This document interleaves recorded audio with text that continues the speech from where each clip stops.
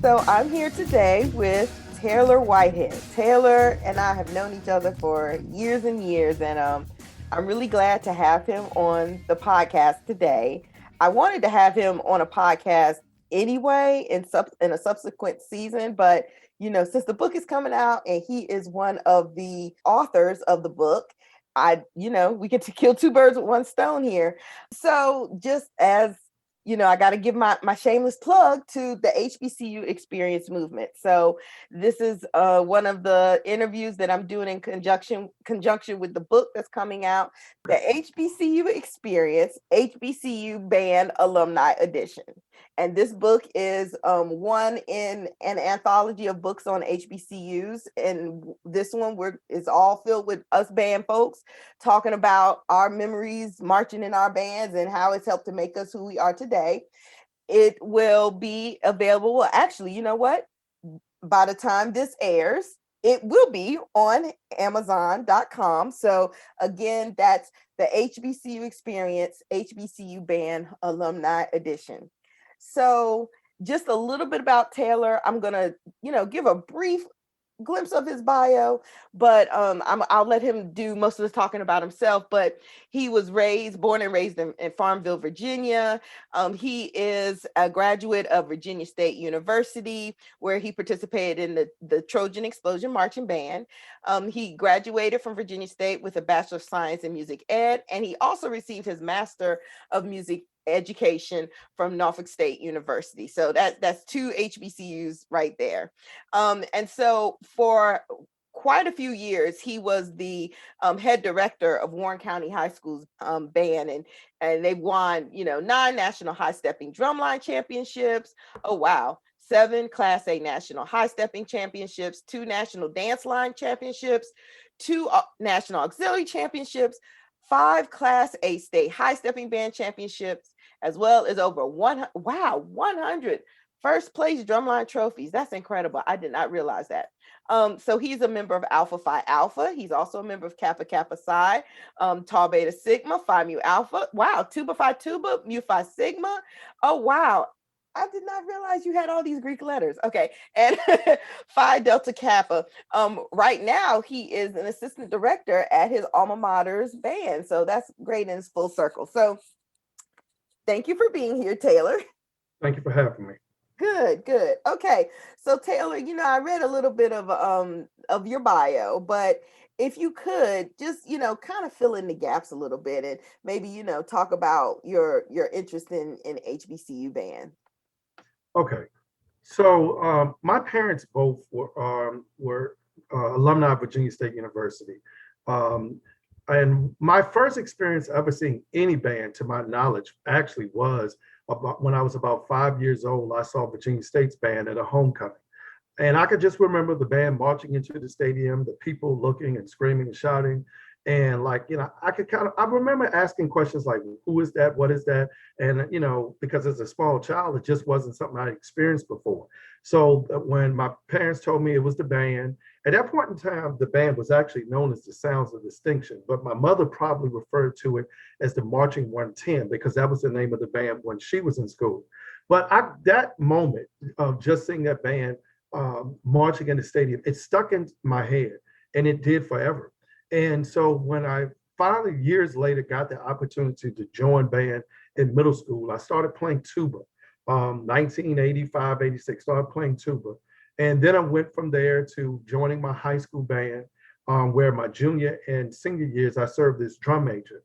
When I was getting ready to graduate from college, I knew that I wanted to attend an HBCU. That wasn't a question.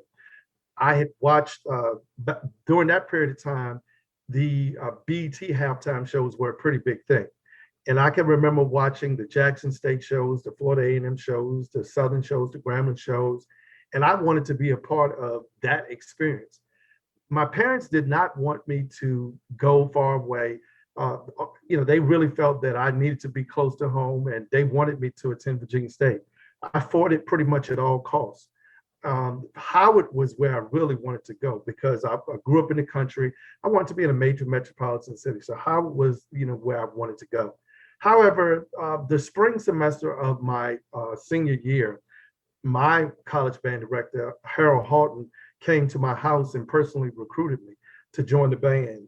And while I kind of gave him a bunch of reasons why I didn't need to come to Virginia State, throughout the night, I realized that I was probably about to blow a huge opportunity. So I took that opportunity and I did choose to go to Virginia State University. And it changed me for the rest of my life. Just the experiences when I got there and being a part of an HBCU band program. And it prepared me definitely for my experience as a high school band director and full circle to return as a college director as well. Okay, wow, that is great. That's great. So you answered quite a few of my questions. I was going to ask you, about a HBCU being your first choice, but it sounds like that's yeah, those were your It choices. never was a it never was a question of anything else. A lot of my friends were um, going to the military. Many of them were going to PWIs, but I never had a question about I was going to go to an HBCU. I had to put on an HBCU band uniform and high step and get that experience. My high school band was kind of more of a hybrid type program on the field. We didn't do glide step. We kind of more strided walk. In parades, we would high step and things of that nature. But I just had to get the HBCU experience. So that never was a question of mine. And that's one of the things, even as a college assistant director now, when I'm recruiting, I tell a lot of students, particularly those coming from core programs, that they just have to experience this. It's just one of the greatest experiences ever. And those of us who do get the opportunity, we realize how powerful it is from the moment that we get there to band camp, especially when we put that uniform on the very first time and perform throughout the years. We really realize the how powerful the moment is to be in an HBCU band program. Right. Okay. Well, what I thought was interesting what you said was that you were in a hybrid, your high school did kind of like a hybrid style. So, you always knew that you wanted to go to a HBCU. And when did you know that you wanted to study music? Okay, so originally I was interested in mass communications. When I was in high school, I was actually DJing. And so I wanted to be on the radio and couldn't wait to, get on some big radio station or work for some record label. Actually, it once again was my college band director when I got to, my mother was an educator. She taught for many years and then was an high school guidance counselor. She was actually my high school guidance counselor. How did that So work? yeah, that worked out really good because in terms of deadlines and things of that nature, she made sure that I was prepared for what I need to be. But that was, once again, for a lot of times students don't get people to encourage them to attend HBCUs. So I kind of had, doing the fact that my parents did go to Virginia State, the fact that my mother was my guidance counselor, as well as my high school band director was a Virginia State University graduate. So I kind of had, a lot of reinforcement with it. So when I got to, a lot of people were saying, oh, you need to be a band director because I was doing fairly well as a drum major in high school, but I didn't want to do that. My reasoning behind it was I didn't think the teachers made any money. And 35 years later, I could tell you teachers still are underpaid. Hmm. However, when I got to Virginia State, it was Mr. Houghton who said to me, there was a day where all of the freshmen had to declare their majors. And I was saying mass communication. Mr. Houghton came to me and said, I really think that you need to major in music education. His words were, I believe that one day you'll make a hell of a band director. And it was right after that conversation that I decided to walk over to the registrar's office and declare my major as music education. And the rest is pretty much history. Wow. Wow. Okay, good, good. So let's talk about your experience marching in the Trojan explosion. I mean, maybe touch on like how your first camp was, or maybe you're talking about like some notable matchups that you faced while you were in school. Definitely. So when I got to Virginia State, I joined in my freshman year was 1991. At that point in time, the CIAA looked much different than does now in terms of Hampton was still there, Norfolk State was still there, North Carolina Central was still there. So those were some of our most fierce rivalries. Virginia State and Norfolk State share a lot of commonalities, particularly as it relates to the institution. But both of us being state schools and the same state, that was my first experience in terms of a football game. So as a 18-year-old freshman marching in the Labor Day Classic at Foreman Field at Old Dominion University. The first Mm-hmm. band that I ever faced was Norfolk State University Spartan Legion. I couldn't wait for that opportunity, and I'd waited a long, long, long time to, see another band. So it was super exciting. When I got to band camp, I was kind of one of those that was really gung ho about band. So I wanted it to be hell. I wanted it to be hard. And I wanted to be one of the ones that, regardless of how hard it was, that I knew that I could get through the experience. It was really enjoyable. I learned a lot of fundamental things that I carry on to this day, just time management, discipline, self-perseverance, all those things, we learned in band camp. Obviously, musicality and marching fundamentals and things that, every band is going to do. Um, when I got to Virginia State, the band we probably roughly had about 64 musicians. And so we really weren't a big band. Total band size was probably 80, 85 people. So we were a very close knit family. Mr. Hawton knew every single person in the band. He knew where they came from, who their high schools were, but he knew most of their parents by name and things of that nature. So we were really, really, really close family. But just the experience of being in the HBCU band was so exciting. So when we got that opportunity to see Norfolk State, and we had heard so many war stories from older alumni of how Norfolk State is going to be and what they're going to do. And I think that Norfolk was known for playing outstanding ballads. And that year, the first ballad that they played, I believe, was Smile. Smile Yep. by God. And so one of the alumni members that played tuba, he lived in the Norfolk area. And when he would leave work, he would go by that campus and just kind of watch them practice. At that point in time, this is pre-social media of any sort. If you ever saw a video on this of something, somebody had a VHS of it. Well, he had seen them practicing and, came and said, listen, they're playing this song in their show. There's not going to be anything you can do for it. You got to find something. But they're playing this song called Smile. And so we were, just kind of scared of what it was going to sound like because everybody talked about it so much. And I can remember we went on the field first. And then when Norfolk went on, the adrenaline was still running about, I just finished my first college halftime show. And I can remember back then, all the bands, we would come take a knee on the sideline and watch the other band. And I can remember Norfolk starting with that speech, My Darling Stella, and going through the whole thing. And when they played Smile, when the band came up with those horns, bam, bam, bam, bam, bam, I realized there, I'm here now. This is war. This is what I waited for my, whole high school career. And this is what I'm going to be doing on a weekly basis.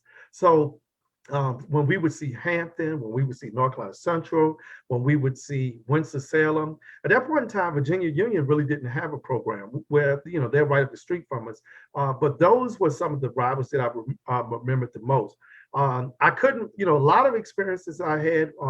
We went to Connecticut. We would participate in the African American Heritage Day parade in Hartford, Connecticut. I'd never been to Connecticut before. And so that was something exciting. And just to see, a lot of Black and Hispanic people out cheering for an HBCU band. But throughout the whole time, every performance, I took them all seriously. If we were playing Norfolk State or if we were playing Bowie State, I took them all seriously because I wanted to, get the best out of the experience. And I wanted everybody in my section and the rest of the people in the band to enjoy it the same way. So I took them all the same. Okay. Okay. Wow. This is really good. This is good stuff. I can just sit back and listen to you talk and I'm good to go. So tease us a little bit about what's in your chapter because, without giving too much away, like give me a little something to go by. Well, one of the things I'll definitely say is that while I'm talking the band experience, just being at an HBCU, one thing that a lot of times gets undermined is just the impact that HBCUs have on students and their education. Going into classes where you're in an English class and there might be 12 students in there, and you have the ability to talk one-on-one with that teacher, ask questions. I can remember going to chemistry labs, and the teacher would take time to talk to each of the students, make sure that they were moving along. That experience of being in smaller class settings, being having the ability to reach out to your professors at any point in time, I talk a lot about that in the book and how that impacted me and helped get me through college and prepared me for what I would eventually do going on to teach high school and then once again returning to Virginia State, because I try to have those same things with my students where they can come and ask me questions, talk to me. A lot of times they need help. Sometimes they just want to talk. So I want to be that same support system that I had when I was coming to college. Right. Okay. Okay. Well, that's good. I'm looking forward to reading that. Who am I kidding? I've already read it. I've read it. Okay. The book's so good. I just got caught up in people's stories. So, I'll be reading it again. So let's talk about your path to Virginia State. I mean, how does that feel to be back at your alma mater, being a director? You came through the undergraduate ranks and now you're back. That really was met with mixed emotions. Uh, I left. Okay, so I started working at Warren County in 1997. I worked there from 1997 to 2000 to January of 2018. During my time at Warren County, obviously, as you stated in the bio, I had a lot of successful years, a lot of championships and trophies won, and all those things. But more importantly, being in a small community where there was one high school band program and things of that nature, I really built a family with my high school band program. I ran it just like an HBCU. The way we practice, the way we travel, the way we rehearse, excuse me, perform, Mhm. everything that I did with my high school band, I centered around the structure that I experienced participating in the HBCU. I practiced my students very, very, very hard. We were practicing sometimes 3, 4, 5 hours a day if we weren't ready for a performance. However, in 2018, excuse me, 2013, the head band director now, Mr. James Holden Jr., was appointed the band director. And he reached out to me and said, Taylor, I'm the new band director. I would like you to join my team as assistant band director. While I always wanted the opportunity to return to Virginia State, in all honesty, I really wasn't ready to come at that point in time because things were just going so good for me in Warren County. The year before, I just received new uniforms for my band. I had all brand new instruments for my band, drum equipment. The superintendent had given me additional money to travel every year. So I had everything that I could ask for. There was nothing in Warren County that I couldn't ask for that I didn't have. And so at that point in time, I really wasn't ready to leave. Well, fate worked itself out because the university, they kind of waited a little late and they weren't able to create the position for me. So from 2013 to 2018, I worked as both the band director at Warren County High School Mhm. and part-time as the assistant band director at Virginia State University. So I'm traveling between two states. My days kind of like where I was leaving Petersburg around 5:40 in the morning, and I was leaving North Carolina about 6:30, 7 o'clock at night, and getting to just the ending of Virginia State's practice. If there was a game for Virginia State on Saturdays, I was traveling with Virginia State unless I had competitions or performances with my high school band. So I was most of the time busy 6, sometimes 7 days a week, running between two band programs, particularly with Warren County being so competitive. We were performing throughout the year. So for 4.5 years, I was able to do that. And I really probably would have continued to do that. However, in August of 2017, they finally said that they wanted to make me a full-time staff member. And I'd already was 2 weeks into my band camp at Warren County. Oh. So I had to decline the position. And I had to tell them, this is something I wanted my whole life, but I'm not going to do this to my kids in Warren County. We were preparing for another, title run, all these things. And it was in the middle of band camp. And I just said, I can't do this to my students. I cannot walk into my band room tomorrow and tell them that unfortunately, 2 or 3 weeks I'm gone. We started the season. I got a new drum major. We got all these new student leaders. And I declined the position. Well, the university was, determined that, they would work with me. So they said, well, how much time do you need? And I said, well, I need to at least get through this fall season. So they worked with me and waited until I got through that fall season.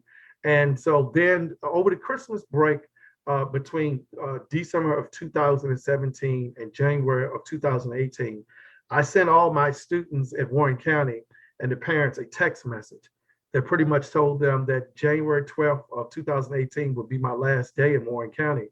And, that the Friday, excuse me, that might have been a Friday. And so the day before that, the 11th, I would have a farewell banquet thanking all of the students, parents, and everybody who had been involved in the process. So a lot of people immediately started calling me saying, this is some joke, or, what are you talking about? Because they were so used to me working both programs through those 4.5 years. But that experience was, I mean, it was devastating to me, because when I had to finally walk into my school for the last day, knowing that I'd been there 20 and a half years and had to pack up and clean up and do inventory and prepared for someone else to take over, it was a really tough experience. However, oddly enough, the very next day, I left on a Friday, and the very next day, my first performance full time at Virginia State was we performed for the governor's inauguration ball. So like I got really right into the swing of things. So we went from the governor's inauguration ball, and it wasn't a few weeks later, we already at the CIAA tournament and traveling and stuff. So it kept me busy. And, while I always will hold Warren County dear to my heart, it was time for me. I traveled the road from Virginia to North Carolina for 20 and a half years. I put a lot of wear and tear on my body and vehicles and everything. So it was the time. And I was glad to return to my alma mater. So it's a full circle. Wow. You are blowing me away, Taylor. I mean, I knew this stuff, but I mean, just to hear you say it, because I remember seeing that footage that got posted of like the banquet, and like, I mean, how could you have not teared up? Like, it's just, it was intense. It was like a death. Yeah.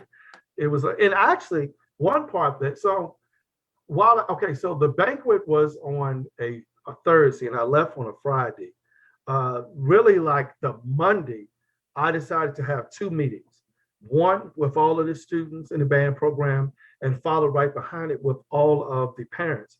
And the reason why that was so necessary, because a lot of schools, when I got to Warren County, I was my seniors' fifth band director. So each year they had a band director, and as one year they had two band directors, and one year they didn't have a band director at all. And what's super exciting even about this book is one of the former students in Warren County, Kelly Worth, Dr. Kelly Worth, is also one of the authors in the book. So that's super exciting, because we share that program in commonality. But when I talked to the students, my main discussions with them were about how I needed them to stay involved in the program, because a lot of them were, while they were dedicated to the program and they were faithful, they were very much loyal to me, more so than the school, than the program. And I wanted to change that in a matter of days. How, I'm going to be leaving, someone's going to come replace me, and I need you to stay loyal to the program. And the following, meeting for the parents was similar, where, I appreciate everything that all the parents have done this entire time that I've been the director. And I need you all to continue to support your children. Do not take them out this band because I'm no longer here. And, some students stayed, unfortunately, some didn't. And right behind all that, here comes the pandemic. And, it's been a tough time. So, they're in a really rebuilding stage. They got an outstanding director now, and I know they'll do outstanding things. Wow. Yeah. Well, I wish Warren County the best of luck. And I didn't know that Kelly, Dr. Kelly Worth came from that program. Yes. So let me ask you, we're going to pivot back to the book a little bit and talk about, why do you think that bands are so important to the HBCU experience as a whole? Okay. School pride, school spirit, camaraderie. I always tell the students that we're probably the largest ambassadors the university has. We travel, thousands of miles every year, and everywhere we go, we have, those letters, VSU or Virginia State University, on our jackets, our sweatshirts. A lot of times we travel on Virginia State University buses, and people will stop, and everywhere we go, people say, are y'all a band, or y'all a football team or basketball team? And so when we talk about being a band program, everybody says, oh, that's so exciting. And, what are some of the things you do? But more importantly, it's that family that everybody gets away from home. Everybody that I joined the band with those same individuals are some of my best friends to this day. We've obviously friends on social media, but we talk. We've been at each other's weddings. We've been there when we had deaths in our family. We've been there as support system. Many of my friends have gone into business together, but it's just that support system that I know that it happens obviously in HBCU bands, and I got friends that have been in PWI that they a lot of times say that they don't really get that feeling. They kind of come to practice, learn their music, and leave and come perform and travel, but they just don't. The way that we get into that family bond doesn't happen. Of course, we have a lot of organizations. Everybody has their sectional organizations, Mm-hmm. whether it be the trumpets, the clarinets, the drum line, or whoever. And those things make our bonds even tighter. But if it weren't for the band, I don't think that I really would have had a desire to, go to college and finish college. I knew when I was leaving high school that I wanted to be in an HBCU band. I also knew that I was interested in music and music production and radio, and my idols, the people that I listened to on the radio, they didn't have college backgrounds. They were kind of coming from the streets of New York and going right on the radio and with these record labels. And I had a desire to do that, but I knew that an education was my best opportunity to survive. So I chose to go to college, and I was going to always just use college as something to fall back on because I was going to be in hip hop and producing music and all those things like that. And I still have an interest in it, but that HBCU experience, it just changed my life forever. And I can remember just traveling and enjoying the trips and laughing and sharing just great memories with my friends, that I said that I want this to just go on forever. And Right. so from there, having the opportunity to teach at the high school level and now at the collegiate level, it's just been like a dream come true. Wow, that is awesome. That is so awesome. Okay, so I have one more question that I've been kind of thinking about as you've been talking. What do you think, or what would you like for people to get out of the book as they read it? Like, what would you like people to take away from this book? Okay, that's a great question. So, twofold. One thing is that I think a lot of people, I can remember when I was graduating from high school, for the smartest children or graduates, they always were looking at PWIs. And, me being from Virginia, I know Christy's from Virginia too. They were looking at VCU, UVA, James Madison, George Mason, ODU, schools like that. Well, lots of smart students are coming to our HBCUs and always have. And one of the things that I want people to understand is that, I had a conversation with a band director in Florida today. He called me looking for someone who to fill a spot in Florida.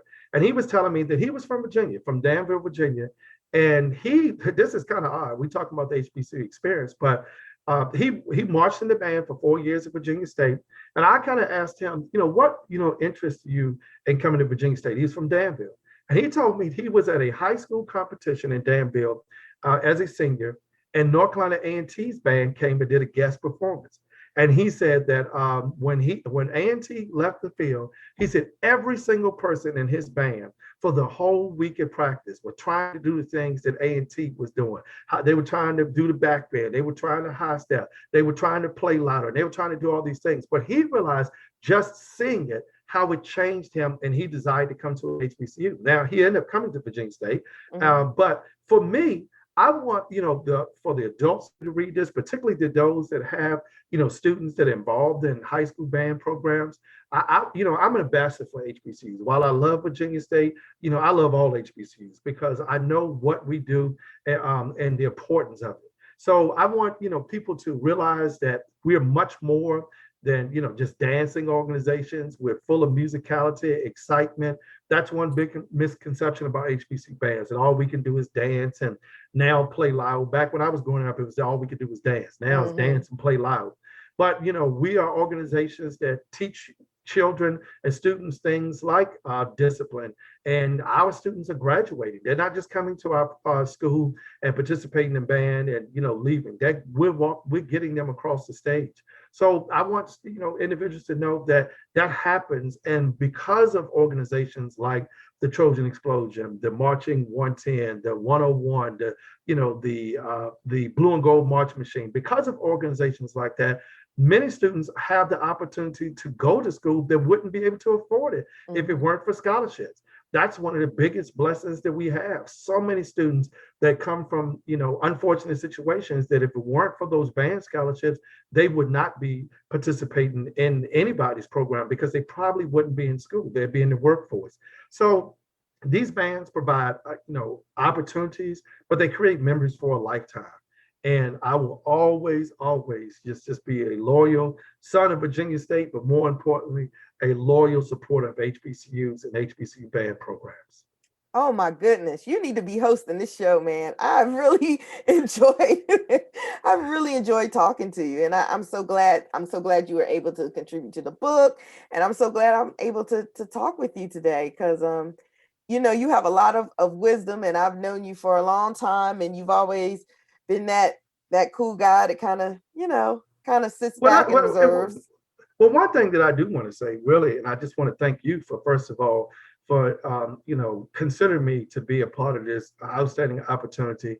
A lot of people know that I met Christy and many of the people in the book from the Fifth Quarter website, and that Fifth Quarter website really pushed my love for band even more because while I was a student in the a CIAA band program, most of the bands that I was really exposed to were bands in our conference. So when the Fifth Quarter came out and I was able to hear about the bands like Kentucky State that I wasn't familiar with, or find out what was happening out in Arkansas Pine Bluff, and then meet friends from those schools. I mean, some of my best friends now are individuals I met on a website. And and they've helped me along my musical journey. So just to think about that, and that website experience was experience alone, and it showed just how much we loved HBCU bands. I can remember my sister, she's not living now, but I used to talk about the Fifth Quarter all the times, and she was like, when are you going to grow up and get out of that stuff? She said, you need to, you're too old for that, but it never leaves you. And, as long as I'm living and I got breath in me, I'm going to be a fan of this. Thank you so much, Dr. Walker. Thank you to Ashley Little. Thank you, everyone. Oh, my gosh. Go out and purchase the book. Yes. Purchase the book. Yes. Purchase the book. Yes. Again, it is the HBCU Experience, HBCU Band Alumni Edition, can be found on Amazon right now. So, all right, Taylor, you take care. Thank you. Thank you. Appreciate it. You have listened to the HBCU Band Experience with Christy Walker. Interviews and editing conducted by yours truly, Dr. Christy Walker. The music is District 4 by Kevin MacLeod, and you can find this podcast on hbcubandexperience.podbean.com. You can find us on Apple Podcasts, Spotify, or wherever else you get your podcasts. Take care.